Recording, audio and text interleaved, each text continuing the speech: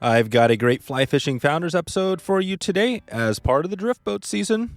If you've ever wondered if there is something better than that old 35-pound pyramid of lead you've been scraping down the river, I've got a great solution for you today. This is the Wet Fly Swing Fly Fishing Show.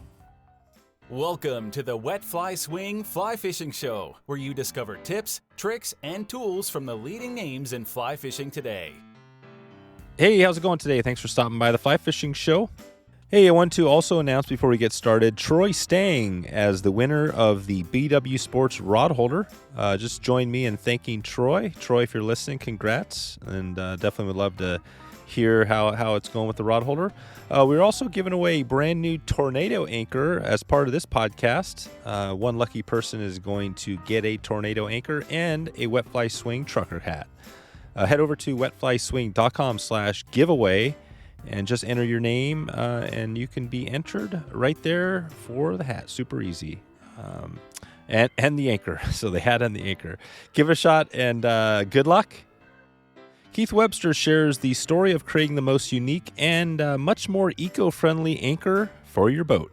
We find out why it stops you better, which companies and shops are buying it right now, and how one guide lost 10 pounds of his old pyramid anchor in the river. That's 10 pounds in the river. So before we get started, let's hear from our sponsors. Sawyer offers a full line of modern and traditional products for oarsmen, canoeists, kayakers, and paddlers from all genres, providing unsurpassed function, performance, and beauty. The Sawyer Artisan Oar is their very popular square top oar. These oars showcase Sawyer's and the artist's ability to create rugged yet highly functional art. Head over to wetflyswing.com/Sawyer to grab your set today. That's Sawyer, Sawyer, to get started right now. Turtlebox is a new company I've been working with this year. Unlike most other portable speakers out there, the Turtlebox was specifically built with the sportsman in mind. The quality of this speaker is truly unreal. I've talked with the guys at Turtlebox, solid dudes by the way. They love the outdoors and are all avid sportsmen. This is a product I can truly say does not disappoint. Go ahead and check the guys out at turtleboxaudio.com. Yeah, without further ado, here is Keith Webster from tornadoanchors.com. How's it going, Keith? Good, Dave. How you doing? Good. Yeah, this is cool. I was just thinking, when I first mentioned this to you, I said, "Hey, what do you think about doing a podcast?" And you said, "Man, I don't know, podcasts on acres. Are we going to have enough to talk about with acres?" Right. But this is part of the drift boat series. I can't remember what episode we're on now. I think we're above 10, below 20, but I mean, we've had a ton of episodes on drift boats and stuff like that, but this is just another product, and your product is unique because it looks totally different than your normal pyramid anchor or really anything. So we're going to get into that mostly today, but I'm not even sure. Do you do some fishing, fly fishing, anything like that? Absolutely. Yeah. I'm an avid fly fisherman here in the Midwest. Oh, cool. So really going after summer smallmouth is kind of our thing out here. But also lucky enough living in the Chicagoland area where we do have some trout water a short drive away. So we've got the driftless area. Oh, wow. Wisconsin, and then we've got Western Michigan with all the steelhead and trout and all those rivers. So even though Chicago maybe isn't the best outdoor destination, pretty close. We've got some great fishing. Yeah. You're in it. Definitely. You're up in that heart. It's for us, people that listen to this show, I can see the hot spots. There's people all over the country that listen, but definitely that Midwest, all the way over to the East Coast, that northern part is definitely a hot spot. So cool. Well, and you guys have out there, I mean, there's definitely you see some drift boats and things like that. Is that pretty common? Yeah. What types of boats are you guys seeing out there? I mean, really, because our water is pretty diverse. I mean, we've got a little bit of everything. Starting from the smaller stuff, from single man fishing kayaks to a lot of Midwest style rafts. Your fly crafts, style rafts, as well as full size drift boats, and then even sleds, depending on some of the bigger rivers in Michigan. So we pretty much have probably, I would say, a really wide, probably maybe even the widest variety of different fishing craft used because our rivers are kind of diverse out here. Yeah. Okay. And so you pretty much your anchor is set for I mean, your focus is kind of drift boats, rafts, sleds. Are there other people that might use this thing, or is that the focus? I mean, that's the focus. But what we're finding now, just in our second year here, is that there are probably some more applications. Like, we started off really specifically going after fly fishing river use. So that being, your rafts and your traditional drift boats and sleds.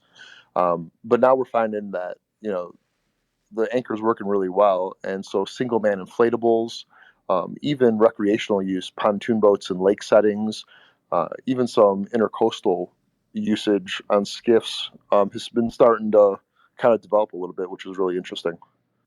Maybe we can just start there and talk about, the anchor itself, tornado anchor. It's, maybe just think of somebody who hasn't seen it before. Describe what it looks like, what it does, and all that stuff. Sure. I mean, and maybe I'll take it one step even further back. I mean, so the creation of the anchor was completely out of need or necessity. I mean, so I'm a raft owner, and I was on a trip in Western Michigan, and literally fought my pyramid style anchor for the whole weekend. And I had a 6 hour drive home by myself, and I mean, it sounds silly, but after that whole trip, that was the one thing that absolutely bothered me, was that the performance of my anchor was poor. And I drove home that 6 hours with the radio off, and just contemplating, how can I make a better anchor?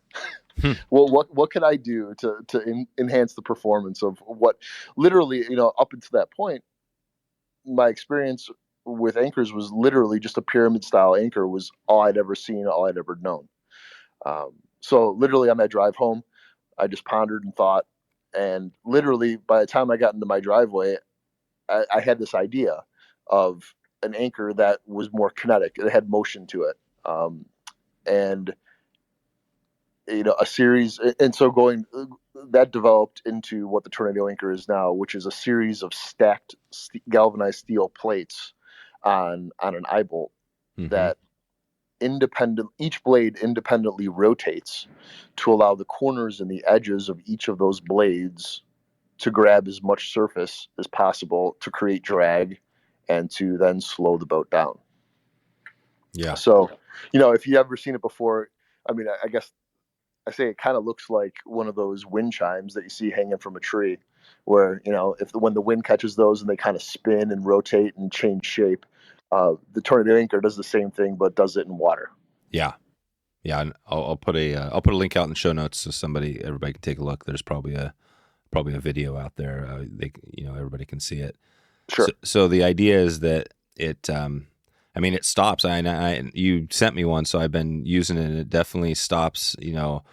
Stops really well. I mean, I've been using the pyramid anchor for a long time. I've used I used to use a chain anchor on a raft. Like, if you take a set of tire chains and you strap one together, you can make a kind of a similar thing to what you're talking about, because it forms to the bed. I mean, why do you think this anchor stops better than, say, a pyramid anchor? Well, I mean, simply because it's got more engaged corners and edges than what a traditional 3 or 4 sided pyramid would have. The traditional pyramid anchor uses one leading edge and then the total weight of the anchor to create the drag needed to stop the boat. And for whatever reason, if you lose that edge, that anchor is going to hop or roll or skip until it finds its next point of purchase to be able to try to create that drag again.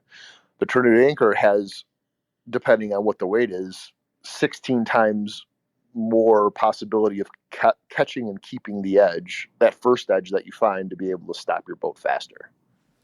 Gotcha. And what about weight? How do you know, like, what sizes do you have? How would somebody just generally know, if they have a raft, say a little raft, big raft, how would they know what weight anchor to get? That's a huge variable. I mean, it really depends. It depends on the boat or the raft that you have and the waters that you typically float. Let's take a drift boat. Say somebody had a standard. What's the drift boat you guys see out there in your neck of the woods a lot?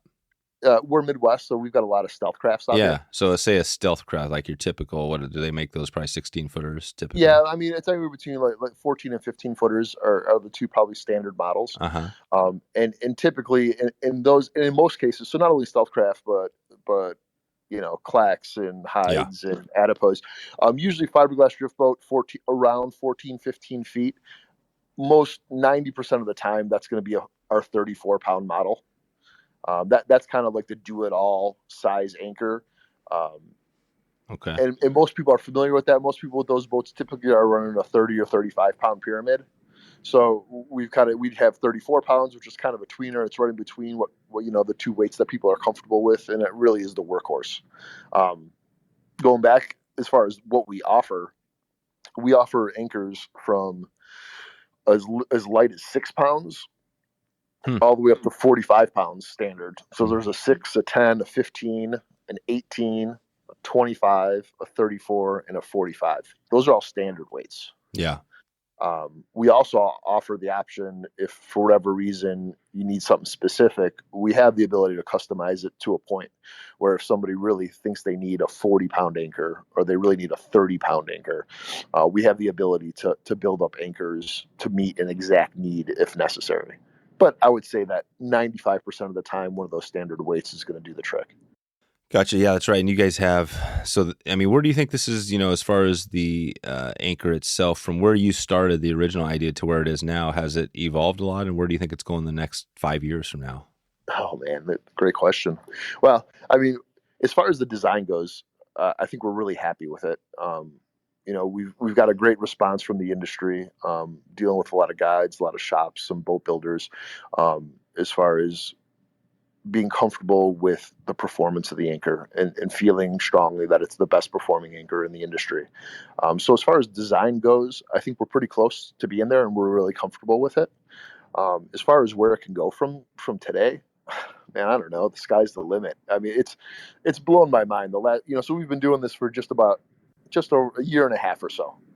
Yeah. And it really started as, I don't even know, a garage project, a personal kind of venture, really not knowing or thinking that many people would be interested in it, to where we are today, which has just been fantastic. Yeah. And where could it go from now? I don't know. I guess here, the mission statement of Tornado Anchors is, I mean, humbly, our goal is to turn the Tornado Anchor into the industry standard drift boat and river anchor. Mm-hmm. So whatever that means, that's kind of our goal. Yeah. Gotcha. And the other anchor, so again, the pyramid anchor is the one I think people think about. Are there other anchors that people use on drift boats? I mean, could you describe those? What are drift boats or rafts? What else? I mentioned the chain, but are there other things people are using?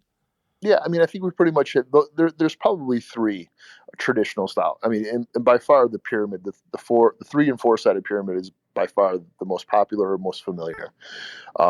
The second one would maybe be what we call the animal style anchor, which is kind of a steel cylinder that's got welded knobs. Yeah, which I've never used one of those, but man, I would imagine those things get stuck pretty easy. Yeah, they hang up pretty easily. So so that's in the marketplace. And then thirdly, like you mentioned, there's people who use chain. Part of the design process of the anchor too.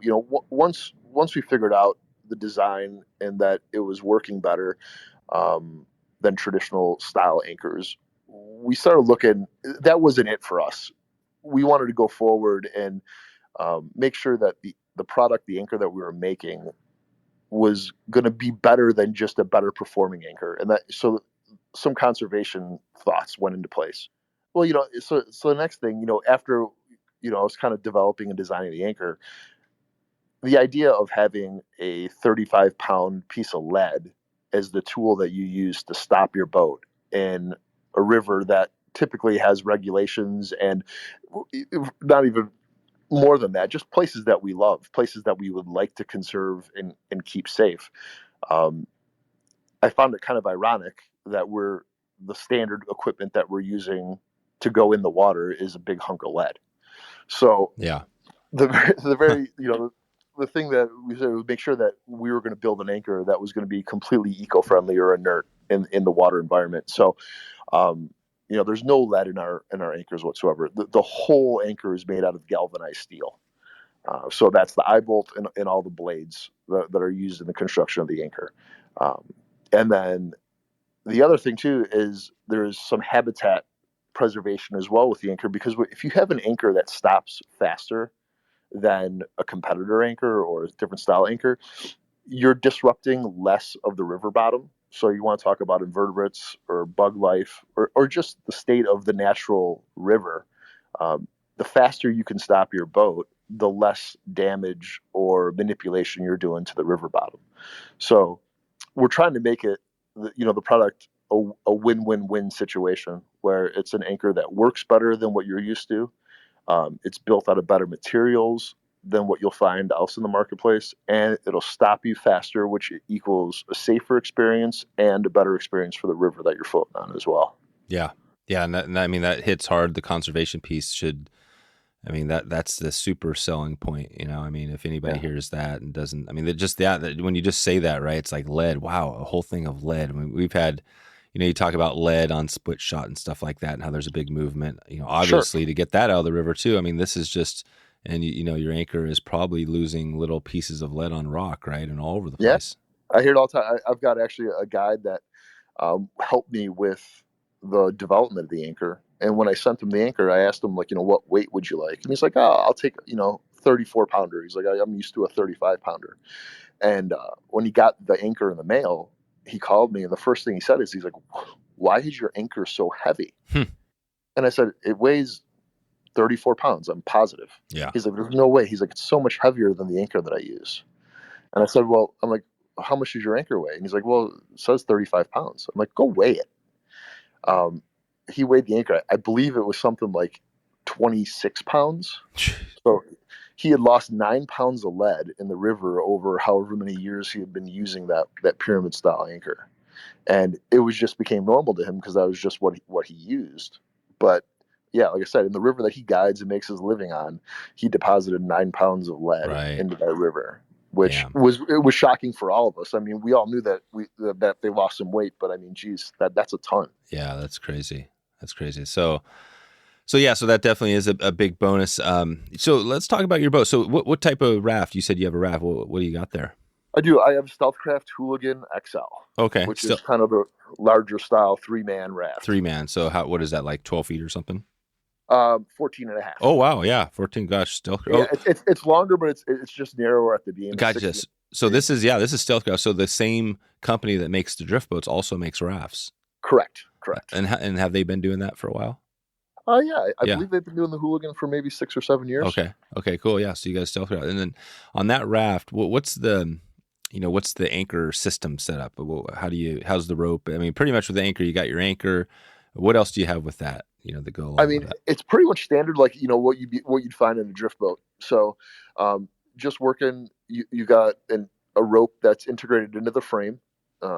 That's got a cleat stop, at the rower station. Then it goes through the frame, goes off of an anchor arm in the back, and swings off the back of the transom off of the back frame. Yeah. I run a pulley system with it as well. So it doubles up, and that just helps a little bit with ease of retracting the anchor. Is the pulley system off that's off the very back? It actually sits. Yeah, and it sits actually. It's free of the frame. It sits, right above where it's actually attached to the anchor. So it's kind of a pulley swivel system. So you double rope it. So I run we don't have that deep water. So I mean, I don't run that much rope. Maybe 30 feet of rope or so. And yeah, it works great. And on that raft, more often than not, we're running 3 guys on that raft, and we're all bigger guys. So it's a pretty loaded down raft. And with that, a 25-pound anchor is what I've started using and what I've only used pretty much all over the country with that raft.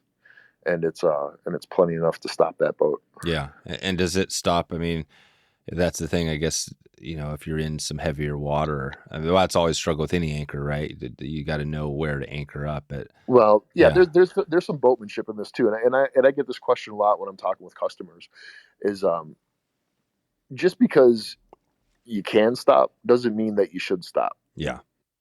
So I mean, so knowing the river and where the safe spot is to anchor. I mean, you don't want to be anchoring in the middle of a chute or in a drop off or in a run. You want to have, and again, and I know that situations, can pop up where you might have to do that. But again, as normal operating, you kind of want to get yourself into a back eddy or get yourself to the bank a little bit to be able to anchor if and when you can. because you can create a pretty dangerous situation. I mean, anchoring arguably could be one of the most dangerous things you're doing on a drift boat through the course of your day, depending on the river that you're on. Yep. Yep. Totally. When you, I was just thinking, other boats, you mentioned the rafts, drift boats, things like that. I mean, are kayaks, or are you talking to kayakers as well? We're just starting, I mean, so when we started the company, we just started pretty much with the 25, 34, and 45 pound models. I mean, really catering towards, what we call a traditional standard drift boat raft kind of market. But pretty quickly we realized that the smaller, the lighter weight models, there was a lot of interest for that as well. So, talking about water masters and, all their rafts, they're single and double man rafts, and then fishing kayaks, that anchoring was an issue for those crafts as well. And so we kind of worked with some of those OEMs, with some customers, and developed a smaller, lighter weight tornado anchor that would be able to accommodate those kind of watercraft. Yep. Perfect. So yeah, and well, how does that look now? So you go out there, as far as the, the outreach and the selling part, how do you know, like when you look at your week or what your month, where are you going? Who are you talking to? How have you dug into that? I mean, it's been a whirlwind, to be perfectly honest with you. I mean, we started a year ago pretty much targeting and trying to talk to guides throughout the country, figuring that they were the sphere of influence. They were the people that were on the water the most. They were the ones that had the most experience with anchor and anchor usage. And so that was the goal last year, and it was pretty successful. I think currently we're probably over 180 guides in the US that are using the anchor now, and really using them to kind of verify that the anchor did what we said it was going to do. And from that, it's spilled off into a lot of fly shops now. Are carrying the anchor, and as of this spring, really starting to work with some of the OEMs and starting to get the anchor in line on build sheets for boats that they're cranking out now. Gotcha. Yeah. So this year is going to be so you had the guide year, and what's the focus going to be the rest of this year? Yeah, I mean, really, what it's going to be support. I mean, it's fly shop and boat OEMs is really what's. And what's the OEM again? OEMs, so companies like StealthCraft and StreamTech Boats, and Row Drift Boats, Watermaster. These are all companies that we're working with, developing and offering anchors directly through them for the boats that they're building. Yeah, that's right. So somebody buys one of those boats and they get an anchor, or they get an anchor with it, or they can buy it with it. Correct. Yeah. Yeah, that makes sense. I mean, it seems like, and who are the other companies, right? The pyramid. I mean, are there like hundreds of those companies, or is there like one main company that's selling those things? There's more. I would probably say it's more like hundreds of those companies. Yeah. And that's the thing about lead, is that, and the reason why it's probably been used for decades, is the ease of manufacturing. So literally anybody can make themselves a pyramid anchor. If you make yourself a pretty crude casting mold and sit in the backyard, and as long as you've got raw lead, you can melt that stuff down and form it however you want. Although I wouldn't recommend doing that. It's not very healthy for you. But because of that, there's a lot of small shops and, in different markets where I think that they were just casting these lead anchors almost kind of as a side project in the back of the shop somewhere. At least that's what I've found through the last year or so. And also, a lot of these are imported as well. So you've got some marine companies that will just bring in container loads of lead anchors from China or wherever it comes from. Yeah. And then they get dispersed in the market, in the U.S. market that way. Man, it seems like it's kind of like a no-brainer. I mean, I'm sure the struggle for you is just, getting the word out. But I mean, there's no question, especially that's the thing, especially in the fly fishing space, there's no question somebody comes up and, probably some people haven't even thought about that much, right? They don't even realize they're holding a 30-pound piece of lead. It's awareness. Yeah. It's teaching, and again, I've dealt with this a ton over the year too, is that a lot of the times, even guides have been doing this for a lifetime. They consider there's no thought to that component, to the anchor component of their drift boat. It's just like, oh yeah, it's just an anchor. Yeah. And it's kind of bringing awareness to, okay, that just an anchor is Yeah. 30 pounds of lead, and we could offer you something that works better, safer, easier to use. Right. Yeah. um, and really kind of, really kind of walk through all the benefits to potentially choosing our product. And hopefully at the end of the day, when they you discuss all that stuff, yeah, I hope it's a no-brainer. Yeah. No, I think it is. I mean, there's always some, some selling points. You got to kind of, talk about those a little bit and the struggles for people. I mean, one of them would probably be, obviously the, like price, right? So I'm Yeah, not price even point sure. is the number one. Yeah. Absolutely. Number one. Yeah. So how do you guys, what's your strategy there? How do you, because this is, again, if you have a 30-pound lead anchor and your anchor, well, and I guess the other struggle is, we'll get into price in a sec, but the other struggle is not only price, but you're a new company and people are like, well, normally this would be a struggle, right? You're the new company. Is this company Right. going to be around? The thing that I think about where that doesn't even factor in is that I don't even know what my old pyramid anchor, I don't know the company. You know what I Right. mean? So it's like, if I don't know them, why wouldn't I go with a company I know, like yourself? Right. And I mean, and that, I guess, is just going to take some time. Yeah. And we're in it for the long haul. And like I've said this to a bunch of companies and customers as well. This is not fly by night. This is something that we really believe in. We think that we can make a difference in the environment side by pushing and trying to sell these anchors, as well as creating a better performing product for our customers as well. Yeah. And I realize that, and validity and credibility, that just comes with time and hard work, and we're willing to do it. Yeah. Is this this is a side gig for you right now? Kind of. Yeah. Yeah. I mean, that's at least how it started off. It's maybe Yeah. morphed into a little bit more than that. We'll see how this year goes and kind of make some decisions. But it's the growth has been pretty exponential Totally. right now. Yeah, it's interesting. I mean, it definitely, because I've talked to, I don't know, probably 100, hundreds of people that, in the fly fishing space. A lot of people you talk to, it is, their thing is a side gig because it's, it's not a huge market. The nice thing about you is that I think, obviously, yours kind of overlaps not only fly fishing, but you have a broader, just really, I mean, boats in general. You're not going to be selling to a sailboat or anything like that, probably, or maybe you will. I don't know. Is that something you might? Is the market? Does it end? You know what I mean? Is there a bigger market that you might not even know about? Yeah, I mean, my gut is to say no. I don't think that we're going to have an anchor for a sailboat, but I've learned the lesson to say never. It's just been changing and so dynamic over the last year. I mean, yeah. If somebody comes to you right now and says, I need 1,000 anchors, what do you tell them? absolutely, You can do it.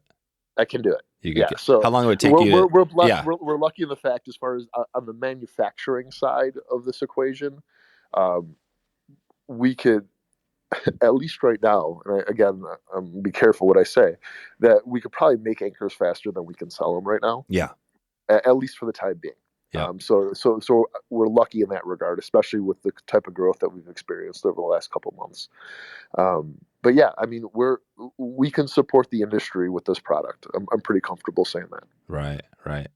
Yeah, it's cool to see. It's obviously, I think seems like you're doing it right. I mean, we connected, and we're gonna get. I'm not sure how many people are gonna right now head over and check out your stuff, but it just seems like, again, we're promoting your thing, but it seems like it's almost bigger than bigger than the product. I think we talked about this before when we were kind of talking on email, but just the conservation piece. It's like just that. If you even take out, even if your product is equal to the diet, to the, I mean, you're getting the huge benefit to that, to just be like, gosh, of course we need to take lead out of the thing. So I don't know, just seems like I feel like, anybody would be happy promoting this thing just because of what you got going. Do you see it? I mean, do you see it as more a conservation piece or more of the benefit to the angler?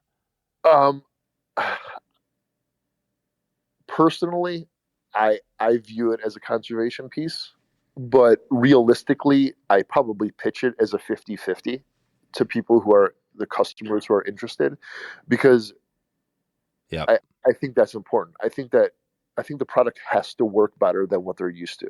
Yeah. Right? That's the compelling reason that, again, and I say that personally because, that's how and why we developed and engineered this anchor, was because of my experience that I was not happy with the performance. Is as bad as it sounds to say that, it wasn't that I didn't care that I knew I had a lead anchor. I didn't have an option at that time. And that wasn't the prevailing reason why the Tornado came to be. It came because of performance, a lack of in my pyramid, and then following that up with the fact that we could make it Yeah. better, material wise than what was in the marketplace. So it's turned into that for me. That, oh my God, we have the potential to be able to remove thousands of pounds of lead out of our ecosystem. Yep. That's become massive for me. But for a consumer, I definitely want to let them know that the anchor is going to work better and it's going to be safer. Yep. Yep. So when you got going, obviously you started. The first thought was how to make it work better, like you said. But then you came into it along the way. When did you realize the non-lead thing was a huge bonus benefit? Well, I mean, it was pretty quick in the game. As soon as we got the design kind of figured out, it was pretty self-evident that we weren't going to make it out of lead, and that we don't, nor would we ever want to. And then once we realized that, I mean, understanding the scope of that how beneficial that could really be. I mean, really within the first first weeks of the prototype design, we knew that was definitely a huge selling point and a benefit to the product.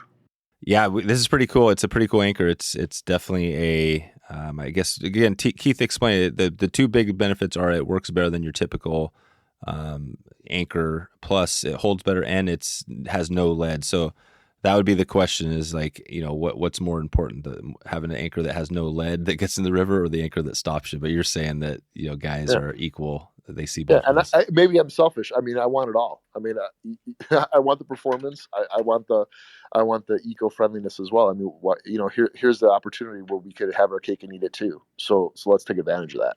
Yep, perfect. Well, I'm going to keep promoting you guys for sure, because I think this is almost, it's like we said, it's bigger than the product. This is like let's get 30 pounds of anchor per boat out of the river, the lead. Let's get that lead out of the river.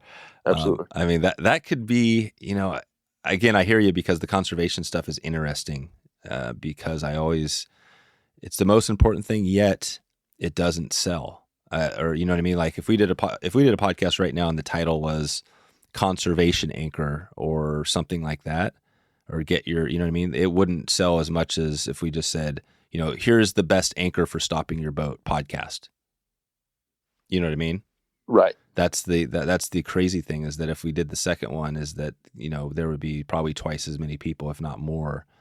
So the conservation stuff kind of, for some reason, it doesn't sell. And I think part of it is that people are a little bit, they don't want to hear some of the negative stuff, right? Because there is a lot of negative stuff around conservation as far as, right, we're in some of these things, we're in a tough place. But so I think that's part of it. So I think what you're doing is smart. Let's hit the benefit, that first benefit. And then the second one is just like that drives it home.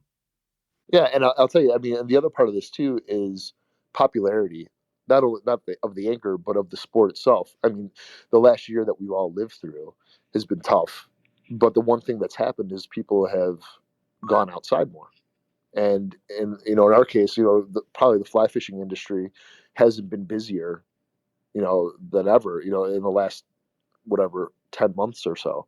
So I think we've all experienced the fact that there's just more people on the rivers than we're probably ever used to. And a lot of those people are new. And a lot of those people are experiencing the river for the first time or buying equipment for the first time. And I think that's even more of a reason to kind of push the conservation side of this, not only for the anchor, but for all the products that they're buying and using for the first time, to be able to handle the influx of people using our resources, to make sure that they're doing it safely and leaving as little of a footprint as possible. Yeah. Perfect, man. Well, I think we're pretty good here. Like we said at the start, it's like, how much can you talk about on anchor?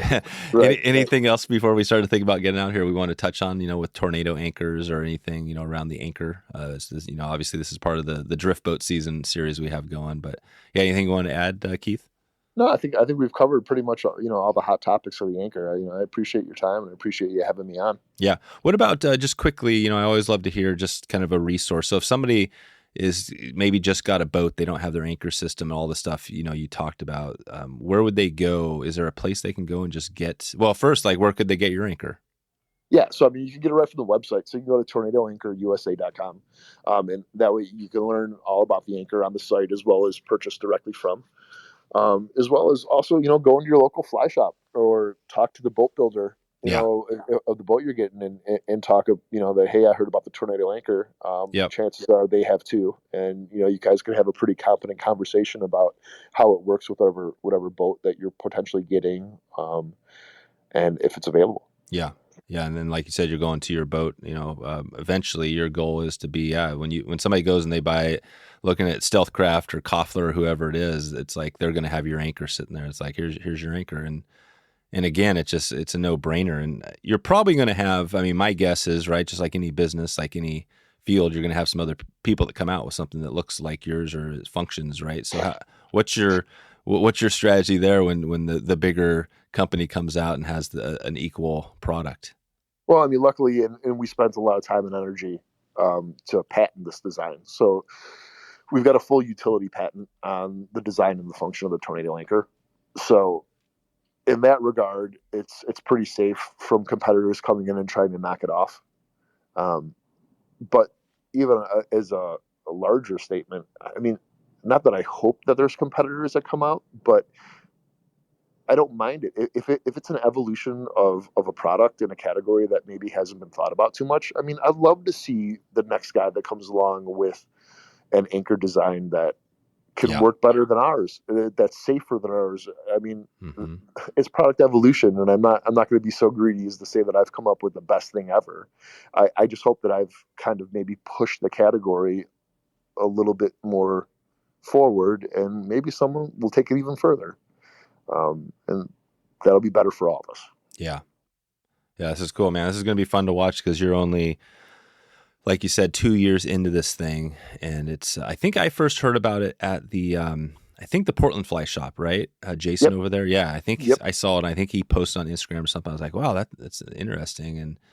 And so it seems like, and that local thing, of course, and especially in fly fishing, is huge. It was interesting because I really did a weird episode for us this week. I did Fort George Brewery as a local, obviously that was the first time I've talked to brewery, but it was really interesting. I had a connection to them, and, beer is obviously, something I enjoy, but he made the connection. We were talking about selling it because I was like, okay, so where do you sell your beers, right? Are you selling these all over the country, all over the world? And he was like, no, we actually don't. We try not to sell at all. We like to keep it local. We want to bring more people into his local, into the local town of Astoria, right? And that's awesome. That's similar to the fly shop thing. It's very similar, where instead of going and buying from Amazon, let's support the local fly shop and go in there. So what he said, was like, go to your local brew pub and ask them to get Fort George on tap. And I think people right now can do the same, right? They're listening. They can go to their local fly shop or boat company and say, hey, can you check out the tour? I'm going to help you with this mission, man, because I've been using the, your anchor. I think, like I said, it works just as good, or better than, some of the other anchors, the old pyramid I've been using, and that chain anchor. So I'm going to help promote it, man. I'm looking forward to following your journey here. Well, we very much appreciate it, Dave. Thank you very much. All right, everyone. Support those fly shops, man. It's like you said, it's a small industry, and we want to keep every one of them going. Yeah. It's important. Yeah, totally. Well, we're going to get out of here. Just in one last one, I always like to check in. I think maybe you've mentioned, but in this next year, you're pretty much just focusing on, what is your number one focus? You said if you had to say in the next year you want to accomplish this, what is it? Again, just really working with the boat manufacturers and really becoming in line with their offerings as well. Again, the goal is to make the tornado anchor the standard anchor for drift boats, and I think that working with the OEMs is going to be a large part of making that a reality. Okay. So you'll see that there, but you also see you'll see more fly shops starting to carry the anchors. You're going to see us pop around the industry probably more frequently. We're trying to be pretty aggressive about it. Perfect. So it's tornadoanchorusa.com, right? You got it. Yep, that's it. Yeah, without the S. Without the S, yes, singular. Gotcha. All right, perfect. All right, Keith. Well, thanks again, and I'll keep up with you on social out there, and yeah, we'll connect with you soon and take it from there. Great, Dave. Thanks so much. I appreciate it. So there you go. If you want to find all of the show notes and all of the links for this episode, head over to wetflyswing.com/224. That's 224. If you get a chance, please support our sponsors. This is the best way that we are supporting the show. We've had some amazing companies on board this year, and they support us. It'd be amazing if you could check over and support them as well. If you have a company in mind you think would be a good fit for this podcast, please send me an email or message me. And I just want to thank you before we get out of here for listening in till the very end. I appreciate your support again and hope to maybe catch you on the river or online. Thanks for listening to the Wet Fly Swing Fly Fishing Show. For notes and links from this episode, visit wetflyswing.com.